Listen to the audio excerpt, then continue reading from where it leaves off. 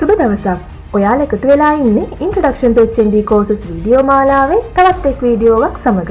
අපගේ පෙර වීඩියෝස් බලන්න නොහැකි වුණා නම් description එකේ ඇතුළත් කරලා තියෙනවා ඔබ වෙනුවෙන්. ඉතින් අද අපි ඔබ වෙනුවෙන් තොරතුරු ගෙන එන්නේ උසස් ජාතික ගොඩනැගිලි සේවා ඉංජිනේරු ඩිප්ලෝමා පාඨමාලාව පිළිබඳව.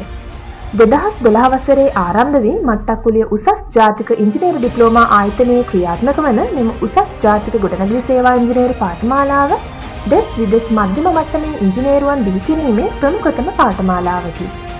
මෙම පාඨමාලා කාලය වසර 3.5ක් වේ.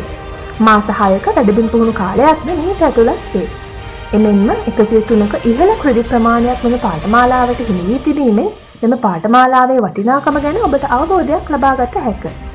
උසස් පෙළ රසායන විද්‍යාව, භෞතික විද්‍යාව හා සංයුක්ත ගණිතය යන විෂයන් සමත් වී තිබීම හා සාමාන්‍ය පෙළ ඉංග්‍රීසි විෂයට එක් සාමාන්‍යත්වයක් ලබා තිබීම මෙම පාඨමාලාවට ඇතුළත් වීමේ මූලික සුදුසුකම් වේ.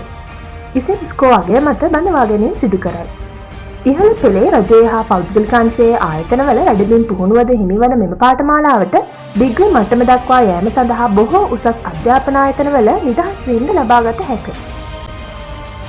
දැනට ලෝකයේ ඇති හා ශ්‍රී ලංකාවේ පෙර තිබූ ඉංජිනේරුවන්ගේ පිළිගැනීම අනුව ඉන්කෝපරේටඩ් ඉංජිනේර් යන මට්ටමේ ඇති මෙම පාඨමාලාව පසුව ශ්‍රී ලංකාවේ සිදු කළ ඉංජිනේරුවන් කොටස් 6කට බෙදීමේදී ඉංජිනේරින් ඩිප්ලෝමේට් යන මට්ටමේ පිහිටා ඇත. විශ්වවිද්‍යාලයට පසු ගොඩනැගිලි සේවා ඉංජිනේරු සිහිනය සැබෑ කර ගැනීමට හොඳම තෝතැන්න වන HNDBSE පාඨමාලාව රාජ්‍ය විශ්වවිද්‍යාලයක සේම ක්‍රියාත්මක වන රජයේ පාඨමාලාවකි.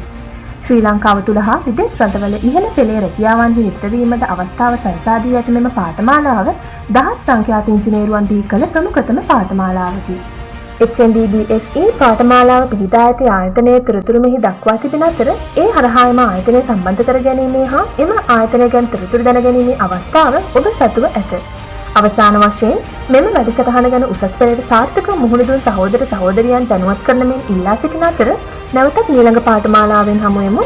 එතෙක් අපගේ YouTube නාලිකාව subscribe කර bell icon එක click කර අප හා සම්බන්ධ වී සිටින්න. අපි HND Unity